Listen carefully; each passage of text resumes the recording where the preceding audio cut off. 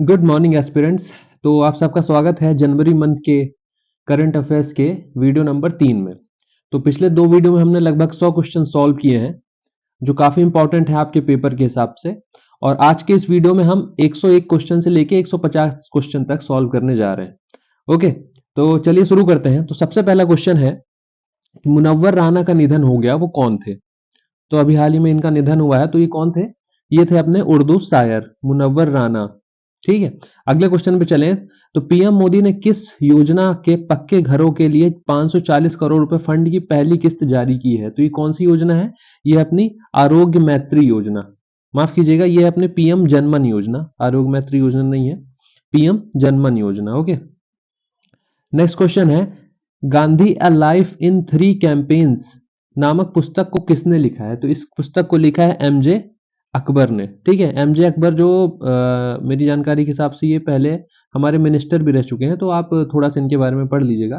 तो ये बुक किसने लिखी है? Gandhi life in three campaign, MJ Akbar ने। ओके, अगले क्वेश्चन में चले। तो अगला क्वेश्चन है कि नीति आयोग की रिपोर्ट के अनुसार पिछले 9 सालों में कितने लोग गरीबी रेखा से बाहर निकले हैं? तो 104 का है ऑप्शन सी इसका। तो लगभग नीति आयोग कहता है कि 24.8 करोड़ लोग पिछले 9 सालों में गरीबी रेखा से बाहर आए हैं। ओके, क्वेश्चन नंबर 5 है, वर्ल्ड इकोनॉमिक फोरम की मीटिंग किस शहर में हुई है? वर्ल्ड इकोनॉमिक फोरम की मीटिंग कहाँ हुई? अपने दावोस में। तो वर्ल्ड इकोनॉमिक फोरम के बारे में मैं आपको अगर कुछ बातें बताऊं तो ये लगभग 1971 में बना है। एक ये एनजीओ टाइप का है, कोई एक इंटर गवर्नमेंटल ऑर्गेनाइजेशन नहीं है। ये क्या है? एक एनजीओ है, जहाँ पे जो इतना ज्यादा प्रोमिनेंट है कि दुनिया भर की सरकारें, अलग अलग प्राइवेट इंस्टीट्यूशन या फिर ऑर्गेनाइजेशन जो है यहाँ पे क्या करते हैं कि आपस में बातचीत करते हैं। और ये कहाँ है? स्विट्जरलैंड के दावोस शहर में। कौन से देश में? Switzerland, Davos. ओके, तो इसके बारे में याद रखने वाली बात है कि एक तरीके से नॉन गवर्नमेंटल ऑर्गेनाइजेशन टाइप का है। ये मतलब इतना ज़्यादा प्रोमिनेंट है कि अलग-अलग सरकारें, अलग प्राइवेट जो इंडिविजुअल्स होते हैं यहाँ पे आते हैं और देश दुनिया के बारे में अपने विचार रखते हैं। ठीक है, तो बीच बीच में हमारे यहाँ से भी, मतलब हमारे देश से भी प्रधानमंत्री जी को बुलाया जाता है और अलग अलग पर्सनालिटी यहाँ जाती रहती हैं। ओके, तो अगले क्वेश्चन में चलें। क्वेश्चन नंबर 6, विश्व प्रसिद्ध धनु यात्रा किस राज्य में शुरू की गई है? तो ये जो यात्रा है वो शुरू की गई कहाँ? उड़ीसा में। ओके, तो धनु यात्रा कहाँ शुरू की गई? उड़ीसा में। अगला क्वेश्चन है एक सेकेंड। अगला क्वेश्चन है, ऑपरेशन सर्वशक्ति किसने शुरू किया? ऑपरेशन सर्वशक्ति किसने शुरू किया है? अपनी भारतीय सेना ने, भारतीय सेना द्वारा शुरू किया गया है क्या? ऑपरेशन सर्वशक्ति। ओके, अगले क्वेश्चन पहले, भारत का पहला डार्क स्काई पार्क कहाँ है? भारत का पहला डार्क स्काई पार्क कहाँ है? ये अपना पेंच टाइगर रिजर्व। पेंच टाइगर रिजर्व आप कहाँ जानते हैं? ये हमारे, ओ माफ कीजिएगा, हाँ, तो इसका आंसर क्या है? 108 का डी। ओके, अगले क्वेश्चन में चलें। तो किस भारतीय महिला क्रिकेटर को प्लेयर ऑफ द मंथ दिया गया है? तो इनको, दीप्ति शर्मा जी को प्लेयर ऑफ द मंथ दिया गया है। कौन से मंथ का? दिसंबर मंथ का। ठीक है, ओके, अगले क्वेश्चन पे चले। तो भारत और किस देश के बीच लिथियम अन्वेषण के लिए समझौते पर हस्ताक्षर हुआ है? तो किसके किसके बीच में हुआ है? अर्जेंटीना के बीच में। आप जानते हैं कि ये नॉर्थ अमेरिका है, लगभग कुछ ऐसा नॉर्थ अमेरिका है। ऐसा तो नहीं है, हाँ, कुछ ऐसा नॉर्थ अमेरिका है। यहाँ फिर आते हैं साउथ अमेरिका आता है। ठीक है, तो साउथ अमेरिका में यहाँ पे एक देश है जिसको हम लोग क्या बोलते हैं? अर्जेंटीना। यहाँ पे एक दूसरा देश है पेरू और बोलीविया। तो यहाँ तीन ऐसे देश हैं जहाँ पे लिथियम का काफी ज्यादा भंडार पाया जाता है। इसीलिए भारत और हमारी भारतीय सरकार कोशिश कर रही है कि इन देशों के साथ संपर्क बना के लिथियम का ज्यादा से ज्यादा एक्सट्रैक्शन किया जा सके। जैसा कि आप सब जानते हैं कि धीरे धीरे कंप्यूटर और इन सारी चीजों को विकसित करने के लिए लिथियम और सेमीकंडक्टर की कितनी ज्यादा जरूरत पड़ती है। तो इसी की आपूर्ति के लिए हमने किसके साथ किया है अरेंजमेंट एग्रीमेंट? ये हमने किया है अर्जेंटीना के साथ में। ओके, तो ये हो गया शुरू के 10 क्वेश्चन। अगले क्वेश्चंस पे चलते हैं। तो क्वेश्चन नंबर 111 है, FIFA football of the year, FIFA footballer of the year चुना गया है। तो FIFA footballer of the year किसको चुना गया है? Lionel Messi. लियोनल मैसी जो कहाँ से है? लियोनल मैसी अपने, कहाँ से हैं ये आप ढूंढ के बताइएगा, मुझे अभी याद नहीं आ रहा है। ओके, चलिए, तो अगले क्वेश्चन में चलें। तो क्या है? बर्नार्डो एरेवलो किस देश के राष्ट्रपति बने हैं? तो बर्नार्डो एरेवलो बने हैं ग्वाटेमाला के। ग्वाटेमाला भी एक साउथ एशियन देश है, माफ कीजिएगा, साउथ एशिया और साउथ एशियन नहीं है, नॉर्थ अमेरिका और साउथ अमेरिका के बीच में आने वाले देश हैं। यहाँ पे छोटे छोटे देश हैं, उन्हीं में से एक देश है कौन सा? ग्वाटेमाला। तो वहाँ के प्रधान राष्ट्रपति बने हैं बर्नार्डो एरेवलो। ओके, अगले क्वेश्चन चले, क्वेश्चन नंबर 113, 75वें एमी अवार्ड 2024 में किस सीरीज ने सर्वश्रेष्ठ ड्रामा सीरीज में एमी पुरस्कार जीता है? तो एमी अवार्ड जो है वो पिक्चर्स के लिए काफी ज्यादा प्रतिष्ठित अवार्ड है। इसको किसने जीता है? इसको जीता है सक्सेशन नाम की वेब सीरीज ने, ड्रामा सीरीज है सक्सेशन। ओके, ठीक है। क्वेश्चन नंबर 114 पे चले, नौवां भारत अंतर्राष्ट्रीय विज्ञान महोत्सव 2023 का आयोजन कहाँ शुरू हुआ है? तो नौवें भारत इसका शुरुआत हुई है कहाँ पे? फरीदाबाद हरियाणा में। तो फरीदाबाद जो है हरियाणा के एक शहर है, वहीं पे नौवां भारतीय अंतर्राष्ट्रीय विज्ञान महोत्सव शुरू किया गया है, इंटरनेशनल साइंस फेयर। ओके, ठीक है। Question number 115, global fire power के अनुसार सैन्य क्षमता के मामले में भारत कौन से स्थान पर है? तो भारत कौन से स्थान पे है? भारत है अपना चौथे स्थान पे। पहले पे है अपना यूएसए, दूसरे पे है चाइना, तीसरे पे कौन है ये आपको बताना है, चौथे पे है भारत अपना। ओके, तो तीसरे पे कौन है इस बारे में आप सर्च कीजिए और फिर कमेंट कीजिए, ठीक है। अगले क्वेश्चन में चले, क्वेश्चन नंबर 116, केंद्र सरकार द्वारा 2030 तक सड़क दुर्घटना को से होने वाली आकस्मिक मृत्यु को कितने प्रतिशत कम करने का लक्ष्य है? तो कितने प्रतिशत तक कम करने का लक्ष्य है? 50% तक। हम जानते हैं कि भारत जो है दुनिया का ऐसा मतलब दुनिया में रोड एक्सीडेंट सबसे ज्यादा कहाँ होते हैं? भारत में ही होते हैं। तो इसको लेके क्या है, हमारी इकोनॉमी का लगभग 2 से 3% के आसपास क्षय होता है। तो इसी को रोकने के लिए 2030 तक सरकार ये कोशिश कर रही है कि 50% तक जो घटनाएं हैं उनको कम किया जा सके, ठीक है। क्वेश्चन नंबर 117, 34वें वर्ष के बाद ग्रैंड स्लैम में किसी वरीयता प्राप्त खिलाड़ी को हराने वाले पहले भारतीय पुरुष टेनिस खिलाड़ी कौन बन गए हैं? तो ये हुए हैं कौन?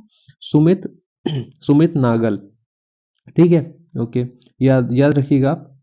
अगले क्वेश्चन चले, किस भाषा को भारत की 9वीं शास्त्रीय भाषा बनाया गया है? तो किस भाषा को बनाया गया है? ये बनाया गया है फारसी को। तो फारसी को 9वीं जो है अपनी शास्त्रीय भाषा बनाया गया है।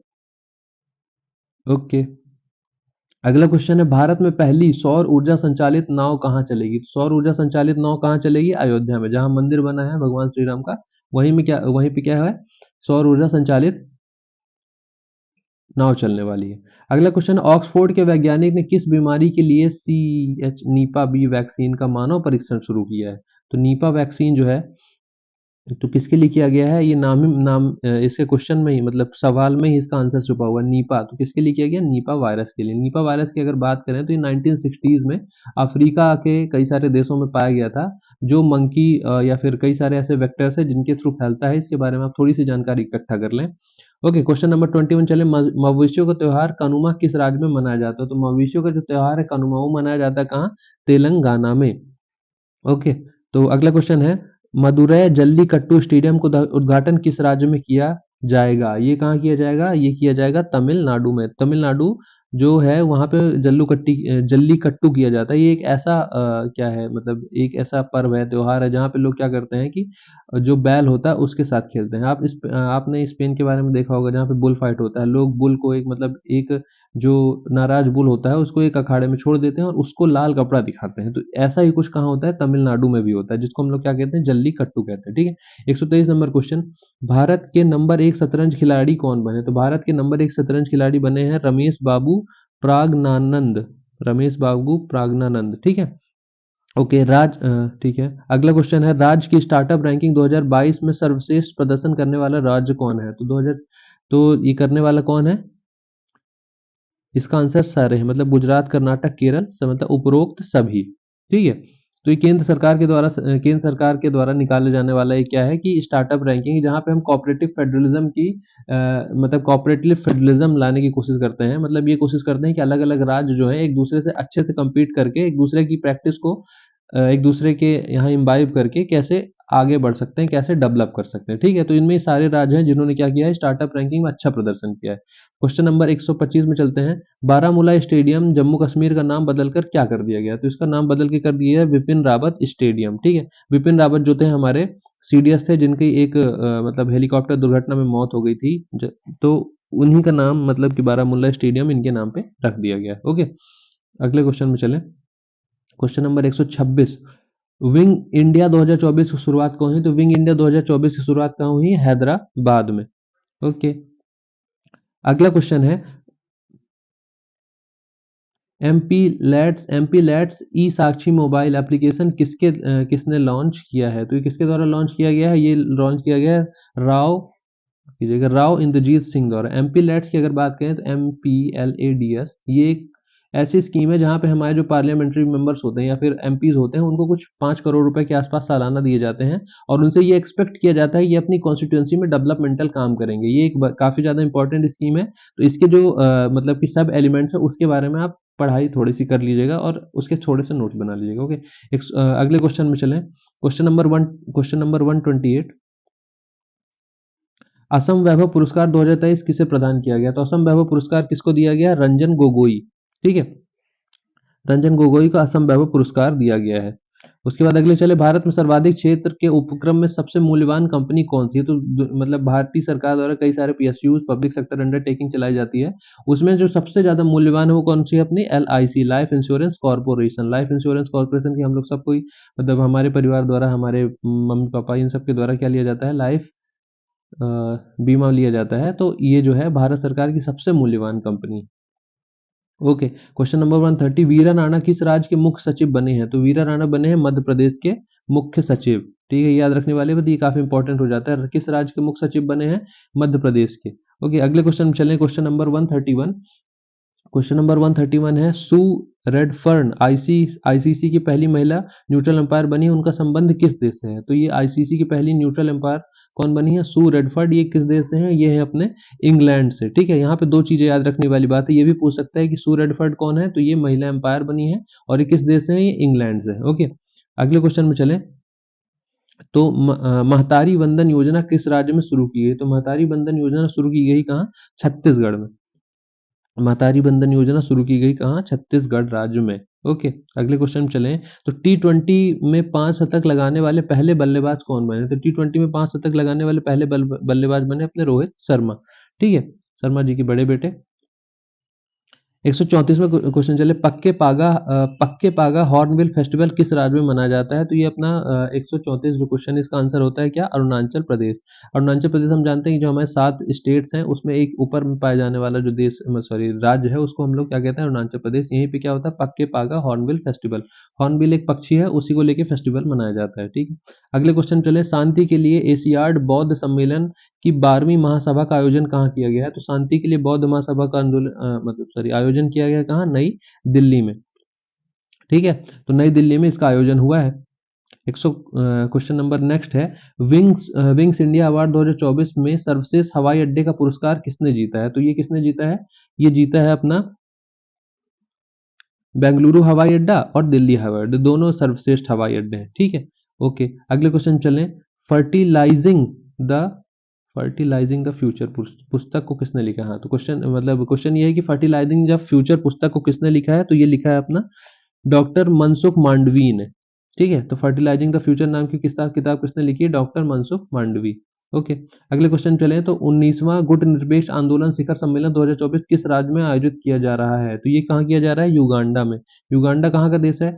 ये अफ्रीका का देश है। यहाँ पे क्या हो रहा है? नॉन अलाइनमेंट मूवमेंट का जो 19वां गुट निरपेक्ष आंदोलन का जो शिखर सम्मेलन कहाँ हो रहा है? युगांडा में। ओके, अगला क्वेश्चन है, डॉक्टर भीमराव अंबेडकर की सबसे ऊंची प्रतिमा कहाँ स्थापित की गई है? ये स्थापित की कहाँ? विजयवाड़ा में। ठीक है, तो भीमराव अंबेडकर के बारे में हम जानते हैं कि इन्होंने हमारा संविधान बनाने के लिए काफी काम किया और ड्राफ्टिंग कमेटी की हेड भी थे। ठीक है, तो इनने क्या किया है? इनकी जो सबसे ऊंची मूर्ति कहाँ बनाई जा रही? विजयवाड़ा में। Okay, question number 140।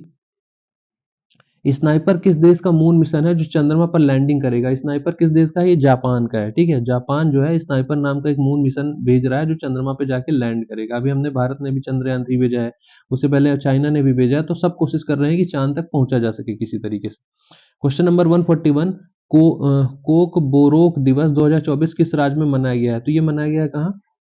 तो कोक बोरोक जो दिवस है ये मनाया गया है कहाँ? अपने त्रिपुरा में। ओके, एक सेकेंड दीजिएगा मुझे। हिंड्रेंस के लिए माफी माफी चाहूंगा। तो क्या हुआ था कि क्वेश्चन नंबर 141 पे थे अपन। कोक बोरोक दिवस 2024 किस राज्य में मनाया गया है? ये मनाया गया कहाँ? ऑप्शन बी, त्रिपुरा में। ठीक है, अगले क्वेश्चन में चलें। तो गोल्ड रिजर्व के मामले में भारत का कौन सा स्थान है? तो भारत का स्थान कौन सा है? 9वां स्थान है। हर देश के जो रिजर्व बैंक होता है या फिर सेंट्रल बैंक होता है वो कोशिश करता है कि ज़्यादा से ज़्यादा गोल्ड इकट्ठा किया जा सके। तो इसी रैंकिंग में हम कौन से नंबर पे हैं? 9वें नंबर पे हैं। ठीक है, अगले क्वेश्चन चले। इंडियन इम्यूनोलॉजिस्ट ने होविश्योर नामक वैक्सीन किस बीमारी के लिए लॉन्च किया है? तो किस बीमारी के लिए लॉन्च की गई? ये लॉन्च की गई हेपेटाइटिस ए के लिए। ठीक है, तो इम्यूनोलॉजिस्ट ने हेविश्योर नाम की जो दवाई बनाई किसके लिए? हेपेटाइटिस ए के लिए बनाई है। ठीक है, अगले क्वेश्चन में चलें। तो study fast defender 2024 study fast defender 2024 युद्ध अभ्यास का आयोजन किसके द्वारा किया गया है? तो ये किया गया है किसके द्वारा? नाटो के द्वारा। तो हम देख रहे हैं कि यूक्रेन के ऊपर रसिया लगातार हमला कर रहा है, तो यहाँ यूरोपियन जो देश है वो लगातार नाटो के अम्ब्रेला के अंदर धीरे धीरे आ रहे हैं। ठीक है, तो रसिया इस बात से काफी ज्यादा चिंतित है, तो इसी को देखते हुए युद्ध अभ्यास किया गया है किसके द्वारा? स्टडी फास्ट डिफेंडर नाटो के द्वारा। ओके, अगले क्वेश्चन चले। पीएम मोदी ने बोइंग कैंपस का उद्घाटन किस राज्य में किया? तो पीएम मोदी ने बोइंग कैंपस का उद्घाटन किया है कहाँ? तेलंगाना में। ओके, तो इसका आंसर है कहाँ? तेलंगाना।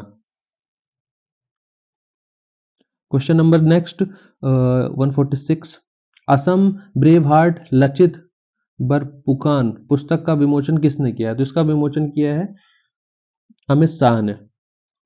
जो लचित थे वो अहोम किंगडम के राजा थे। उन्होंने क्या किया था कि अकबर की सेना को शायद या फिर मुगल्स की सेना को हराया था। अब ये राजा कौन थे? मतलब अकबर था या फिर कोई और राजा था? इसके बारे में थोड़ा-सा आप जानकारी इकट्ठा कर लीजिएगा। बाकी जो लचित हैं वो काफ़ी ज़्यादा सेलिब्रेटेड वॉरियर हैं, कहाँ के? असम के। ओके, अगले क्वेश्चन में चलें। डब्ल्यूएचओ के द्वारा किस देश को मलेरिया मुक्त घोषित किया गया है? तो किसको घोषित किया गया है? ये है केप वर्दे।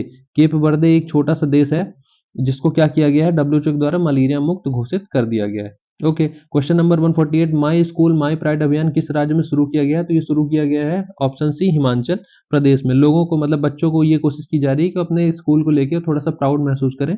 कहाँ? हिमाचल प्रदेश में। Question number 149। जाति जनगणना शुरू करने वाला भारत का दूसरा राज्य कौन बना है? तो पहला राज्य था अपना बिहार, दूसरा राज्य कौन बना है? आंध्र प्रदेश। ठीक है, तो पहला राज्य कहाँ हुआ? पहला राज्य जो था बिहार जहाँ पे जातिगत जनगणना हुई, और दूसरा राज्य कौन सा है? बना है अपना आंध्र प्रदेश।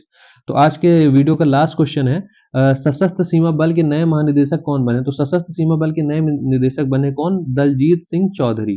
ठीक है, तो 150th क्वेश्चन से आज का वीडियो अपन खत्म करते हैं, और अगले जो पार्ट है वो बहुत जल्दी आने वाला है, तो उसके लिए आप चैनल को सब्सक्राइब कर लो, ज़्यादा से ज़्यादा लोगों तक इसको शेयर करें। तो मैं अमन साइन आउट करता हूँ। जय हिंद, जय भारत। Thank you.